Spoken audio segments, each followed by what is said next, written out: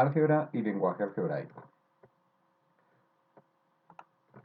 Entonces, el álgebra es la parte de las matemáticas que estudia la cantidad considerada del modo más general posible. El concepto de cantidad en álgebra es mucho más amplio que en aritmética.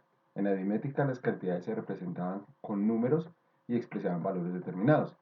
En álgebra, para poder determinar esa generalización, lo que vamos a utilizar son variables, las letras, las cuales pueden representar cualquier valor.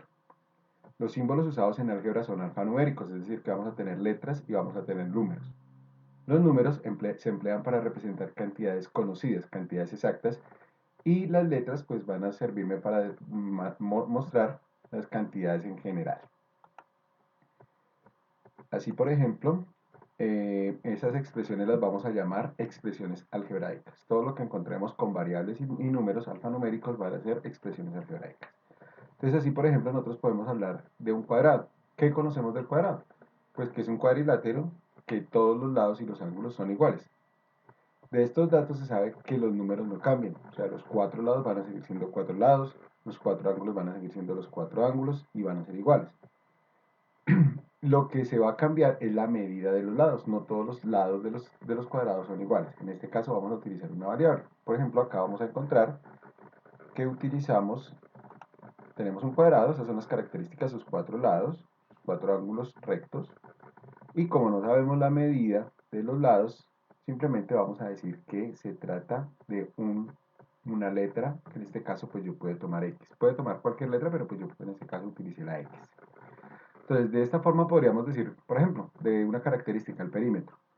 El perímetro del cuadrado sería la suma de los lados, X más X más X más X, es decir, 4X, porque como estamos sumando cosas iguales, simplemente sería la multiplicación de 4 por X. Entonces resulta que al multiplicar, que ahí vamos a encontrar una parte numérica que es el 4, ¿cierto? Porque es fijo, porque son 4 lados, y una parte que puede cambiar una variable que sería la X. ¿Listo? Entonces también podríamos generalizar, por ejemplo, el área. ¿Por qué? Porque sabemos que el área es la multiplicación de los lados. Entonces si yo tengo X por X, voy a aplicar las propiedades de la potenciación. Si yo multiplico una cantidad exacta, muchas veces lo que hago simplemente es dejar el mismo número y elevarlo a la cantidad de veces que nos indique. Entonces acá como estamos multiplicando dos veces, el exponente será 2. Entonces, ¿qué puedo generalizar? Que el perímetro del cuadrado es 4x y que el área sería x al cuadrado. Pero las cosas cambian si de pronto yo ya voy a tener un rectángulo, porque el rectángulo pues lo que voy a tener es que son 4 lados, pero ya los lados no van a ser iguales. Entonces, por ejemplo, miren, acá tengo el rectángulo, ¿cierto? Esta dimensión no la tengo, sería m, esta dimensión no la tengo, le pongo otra que sería, otra variable que sería n. Entonces el perímetro es la suma de sus lados, ¿cierto? Entonces sería m más n más este valor que también vale m y este valor que también vale n. Entonces sería m más n más m más n. ¿Cuántas veces tengo m? Ah, dos veces. Entonces queda 2m. ¿Cuántas veces tengo n? 2n. Pero no las puedo sumar, fíjense que ahí no las puedo unir. Ahí no las puedo unir porque son variables diferentes. Entonces, ¿cómo quedaría indicado eso? Simplemente diríamos que es la multiplicación de 2 veces m más 2 veces n. Entonces, para hallar el área, pues es la multiplicación de la base por la altura, es decir, m por n. En álgebra casi siempre vamos a utilizar en orden alfabético las letras. Entonces fíjense que acá siempre puse primero m y después puse la n. Acá también para determinar el área, primero puse la m y después la n. Bien. Vamos a ver qué es eso del lenguaje común y el lenguaje algebraico. Entonces el lenguaje común, como su nombre lo indica, es el que usamos regularmente para comunicarnos, mientras que el lenguaje algebraico es la representación simbólica de lo que se quiere decir, pero matemáticamente. Por ejemplo, si en el lenguaje común se dice el doble de un número, se sabe que es el doble es multiplicar por 2. Mientras que como no sabemos el número, entonces ahí vamos a utilizar una variable. Entonces, ¿qué diríamos? El doble de un número es 2 veces por la variable que utilicé para ese número que desconozco, o sea, la a. Entonces, donde a representa cualquier número y el 2 representa que está multiplicando por 2. Bien. Aquí entonces vamos a encontrar varios ejemplos. El doble del producto, el doble producto. Entonces, doble multiplicar por 2, producto es la multiplicación entre dos números. Entonces acá, doble es el multiplicar por 2 y el producto de dos números es la multiplicación de esos dos números. Ah, pero como esos números no son iguales, sino son diferentes, entonces a cada uno le voy a dar una variable. Entonces me quedó 2xy. Recuerden que cuando no hay un signo acá entre estos valores que tengo acá, acá no hay signos, ¿sí ven? Entre estos no hay signos. Entonces lo que quiere decir es que entre ellos hay una multiplicación. Bien, la diferencia es resta, chicos, resta. Diferencia es resta de los cuadrados, o sea, elevar al cuadrado de dos cantidades. ¿Las cantidades son iguales? No, las cantidades son diferentes. Por eso entonces que voy a utilizar dos variables. Entonces, los cuadrados es elevar al cuadrado. Entonces, la diferencia, la resta de los cuadrados de dos números. Entonces, cada número elevado al cuadrado. Entonces, vamos a tener que ir sacando parte por parte lo que nos está diciendo el lenguaje común para traducirlo al lenguaje algebraico. Entonces dice, el cuadrado, fíjese que está primando el cuadrado, acá que primaba la diferencia, acá prima el cuadrado, de la diferencia de dos cantidades. Quiere decir que está lo que tengo que analizar primero es la diferencia, la resta. Y eso lo voy a tener que elevar al cuadrado. En cambio aquí, ¿qué hacíamos?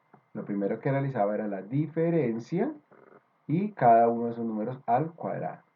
Bueno, acá vamos a encontrar también el triplo, el triple, el cuádruple, todo eso es multiplicación por, ¿cierto? Entonces si es el triplo es multiplicación por 3 o el triple multiplicación por 3, el cuádruple por será multiplicación por 4. Entonces el triplo de un número, ¿conoce el número? No, entonces ahí utilizo variable. Aumentado, pues será sumado en 15, entonces 13x más 15. Bien, entonces las expresiones algebraicas, vamos a darnos cuenta que todo tiene un nombre específico, entonces expresión algebraica es la representación de un símbolo algebraico o de una o más operaciones algebraicas. Por ejemplo, acá tenemos a, eso ya es una expresión algebraica.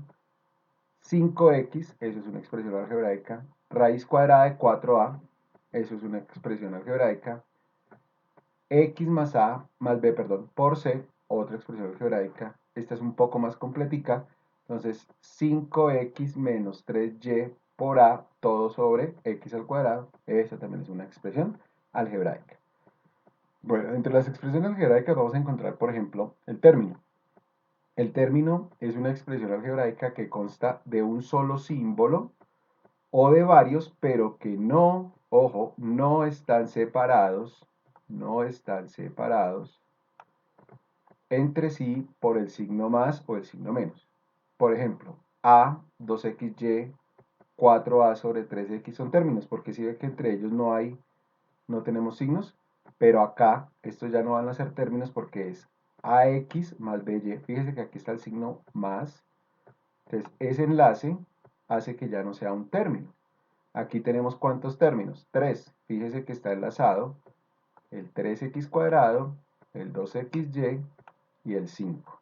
¿Listo? Entonces términos es cuando no están separados por signos más o menos y los que no, pues van a recibir un nombre específico que más adelante les voy a decir cómo será. ¿Qué partes tiene el término? El término tiene tres partes y son el coeficiente, la parte literal y el grado. ¿Qué es el coeficiente? Es la parte numérica del término.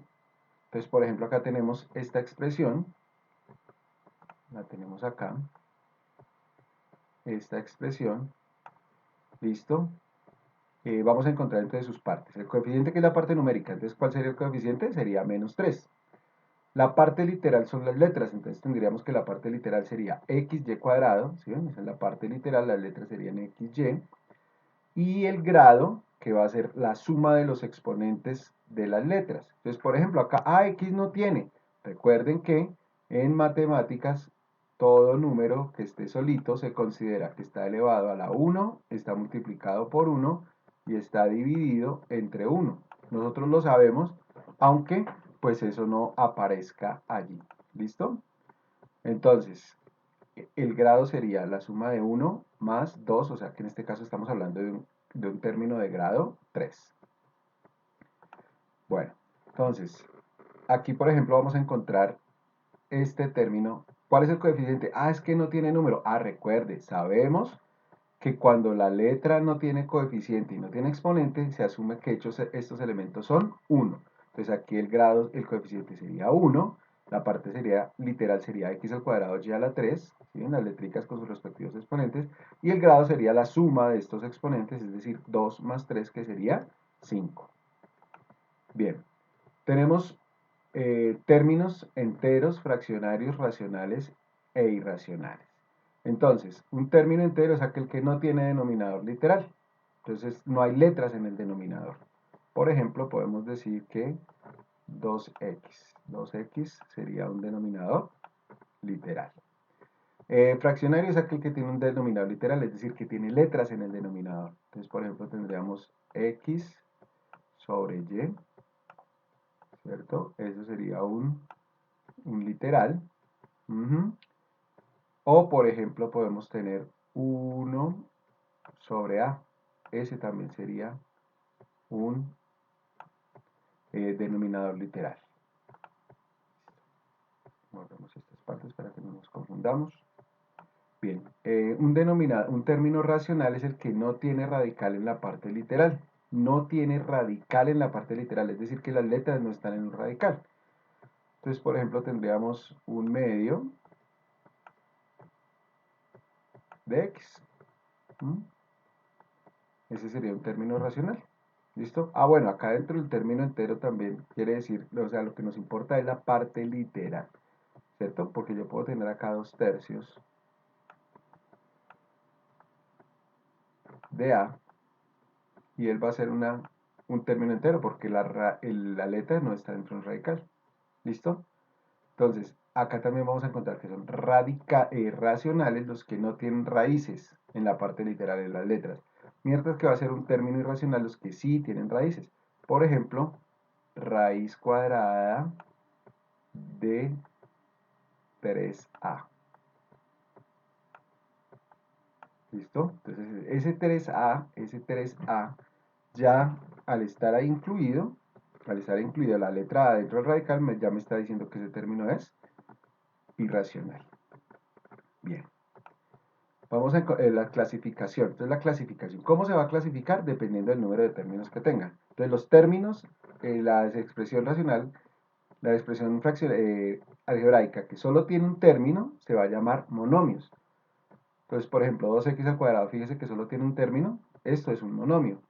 O menos 4xy, eso es otro monomio, ¿sí? Que solo tiene un término. Ok. Cuando ya están conformados por dos términos, se recuerde que ya aparece la letra x separando las dos expresiones, se van a llamar binomios.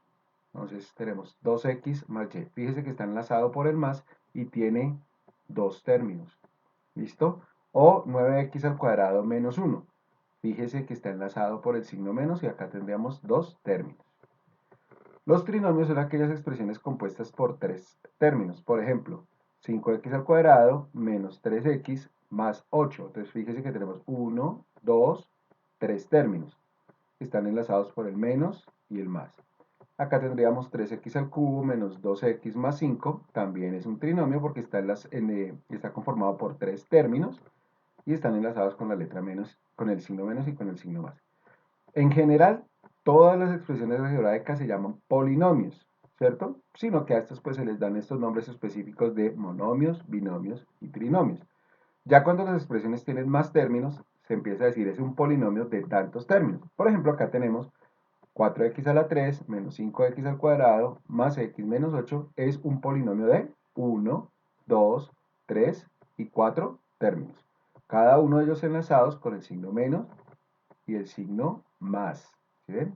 Menos, más y menos. ¿De acuerdo?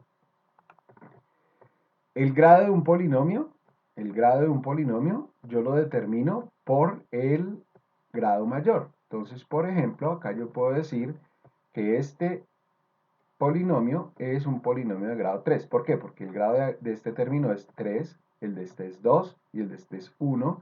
El de este, vamos a decir que es 0 porque no tiene letras, el exponente exponente 3, exponente 2, exponente 1, y acá no tiene exponente, decimos que es exponente, no tiene letra, entonces decimos que el exponente es x a la 0. Diríamos entonces que este es un polinomio de 4 términos de grado 3. Esto es un trinomio de grado ¿qué? Exacto, grado 2, porque este es el mayor exponente que es 2, es el mayor exponente que es 1 y acá sería 0. Este sería un trinomio de grado 3, ¿cierto?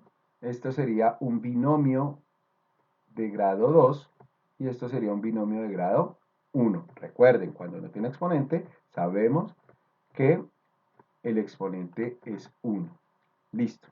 Y nos faltaba esta partecita que es el valor numérico. ¿Qué es el valor numérico?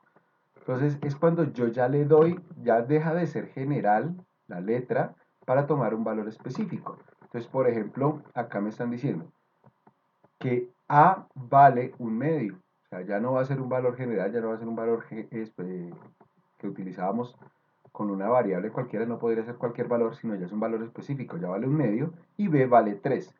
Y la expresión que teníamos, ¿cuál era? 4a cuadrado más 3b. Entonces, ¿qué es lo que voy a hacer? Voy a reemplazar la a por su valor específico, que es un medio, y la b por su valor específico, que es 3. Entonces ya no quedaría 4 al cuadrado, sino quedaría ¿qué? 4 por un medio al cuadrado más 2 por el valor de b, que es 3. ¿Listo? Y voy a resolver las operaciones en el orden en que sabemos que debemos hacer. Primero potencias, ¿listo? Entonces acá 1 al cuadrado 1, 2 al cuadrado 4.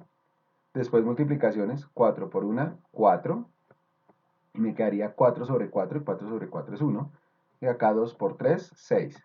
6. 1 más 6 es igual a 7. Listo chicos, eso era todo lo que quería tratar con ustedes en este video. Entonces espero que tengan sus preguntas, cualquier cosa pueden ir repitiendo el video paso a paso, porque debemos tener en claro todos estos elementos básicos para arrancar con toda facilidad nuestro curso de álgebra. Muchas gracias.